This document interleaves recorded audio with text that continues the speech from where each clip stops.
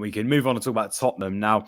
I mean, we've spoken about Ange's future lots in recent weeks and months, Alan, but of course that Ruben Amorim news about him potentially going to West Ham looks like they might, Liverpool might miss out on him potentially.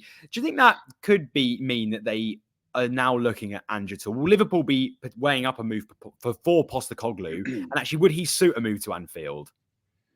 Yeah, I think in terms of the way he plays football, then yes. I mean, we've seen what he's done at Tottenham in a short period of time. Do I think he'll leave? No. I think Liverpool have other options. I think Ange is happy where he's at this moment in time. He's working on something. It's really working well at this moment in time. Yes, they've had blips, but that's because of the style and the way that they play. They're happy for a team to score 1 or 2 goals because they'll feel they'll score 3 or 4, and he'll want to make this better. He's had a real good first season. He'll want to improve in that going into next. They're still fighting for that 4th. I know Villa are 6 points ahead. They've got 2 games in hand. They really need to go on a run. The problem they've got at this moment in time is the fixtures that they've got. The next 3 are the top teams, and it's going to be really difficult. So whether they can do that or not, we'll have to wait and see. But I don't see Ange leaving, if I'm honest, anytime soon. And I mean, you mentioned it in there about actually that difficult run. Now, we know that Destiny Udigui's season has been brought to an end, sadly, following an injury. How much of a concern is that for Spurs' hopes of qualifying for the Champions League? And do you think now, are you concerned defensively at all, actually, going forwards for this difficult run? Yeah, of course, because I think defensively and the way that they play, high lines, fullbacks playing more or less as number 10s, you don't normally see it. It's very difficult for another fullback to come in and play that role. I couldn't have ever done that. I could never have went in and played a number 10. So for an attacking fullback, it's not that easy. So it's a huge blow to lose them. There's no getting away from that. It's who comes in. Do they slightly change the style of play? Does Ben Davies come in? I don't really see him playing that number 10 role obviously, you know what I mean, the way that they play. I can't really see that. So I think it will hurt them moving forward, especially with these big games going forward. You want of course, your squad fully fit, but your starting 11, especially your back 5, that he's trusted whenever they've been fit to go out there and put on a performance. So it's a huge blow, but it's an opportunity for somebody to come in and show the manager what they can do. I mean, you mentioned it in there, Ben Davies, actually. We've seen him he might feature quite regularly between now and the end of the season at left back. What would your preferred back 4 be, Alan, if you had to pick? And who would you have in that, say, number 10 role? Or actually, would you maybe change it slightly and say that you would just have a flat back 4 rather than what Ange likes to play? Yeah, see, part of me thinks that Ange won't want to change the style of play. I think Davis will probably come in. I mean, you've got Porro on the other side, if fit, Romero and Van de Ven. I mean, that's what I would go with. You've got Emerson Royal, who's played either side. He can play right. He's played left as well. That's obviously an option, but I don't really see him changing the style. It's worked for him up to now. Yes, he's had different injury problems, and he still continued to play the same way. So, for me, that's what he'll move. That's how he'll play going forward. I don't think it'll change. And reports, Alan, have suggested maybe that Spurs might be blocking moves for Oliver Skipp and Troy Parrott in the summer because they need to meet the homegrown quota that the Premier League set. Do you think that both players actually could have an impact in North London, or do you think this decision really is more about sort of hitting that number and then potentially letting them leave at some point in the near future? Yeah, possibly the second. I mean, I get it from a football team's point of view that they need to fill quotas and stuff, but the flip side to that is if they're never going to play and they're kind of just being used a little bit, it's their career. They need to go and play football. You need to assess and look at all the options.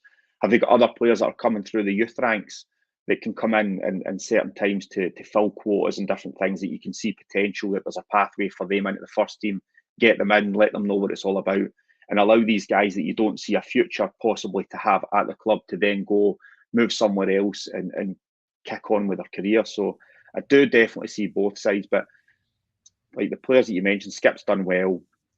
At times he's been called upon. He is what I would say is a squad player at this moment in time. Is he happy with that or is he not? So you need to assess all options and see what's best for the club and for the player. And reports have suggested that Brentford might be struggling to pay Sergio Reguilon's loan move for the summer for a permanent move over to Brentford. Is there any way back for him at Tottenham, considering his good form and how he's been playing for the Bees? Or actually, do you think Levy's probably made his mind up and thinks that there is a permanent exit plan on the cards for him? Yeah, well, it's an interesting one. I still think he's a good player. I think he's an attacking fullback. He's went out on loan and he's done well. So you look at the situation that's just arose at this moment in time. If he was there, he's an ideal fit to come in and play. So there's probably a lack of numbers there in the style that Ange wants to play. So is that an option to bring him back into the fold? Again, is he going to be happy playing second fiddle? We know a doggy signed a massively long-term contract, so he's there for the foreseeable. He's the number one go-to guy. So is he happy to play second fiddle to him or not? I don't think he will. Region, if I'm totally honest, I think he'll want to go somewhere and play. So I think that will be his mindset. If he doesn't go to Brentford because he can't afford the deal or whatever, I think he'll still look to try and get out in the summer. Now, the Real Betis sporting director, Manu Gallardo, has actually spoken quite openly about potentially being interested in re-signing Gio Lo Celso this summer. Do you think Ange would allow him to leave North London, or actually should they try and integrate him back into the squad, whether it's the starting 11 or on the bench? How do they make his career work at the Tottenham Hotspur Stadium? Well, it's been a bit of a roller coaster for him, if I'm totally honest. He's in and he's out, and then he's on loan, then he's back, and he's back in playing, and he's out the team. I mean, me personally, I just couldn't deal with that. I'd want to go somewhere where I know that I've got a real opportunity. If I play to my level, that I'm going to play in the team. I don't see that for him at this moment in time moving forward, if I'm totally honest. And I think if Ange wants to reinvest and get probably the players through the door that he really wants, that he feels it can take them to the next level, then the players like Lo Celso, probably like Skip and all these other guys, he'd probably look to sell them on Region, get the money in for them so he can then use that to reinvest into the plan that he sees moving forward. So it's one of the ones I see these kind of fringe players, if you like, leaving to bring in the investment so they can put it back into the squad.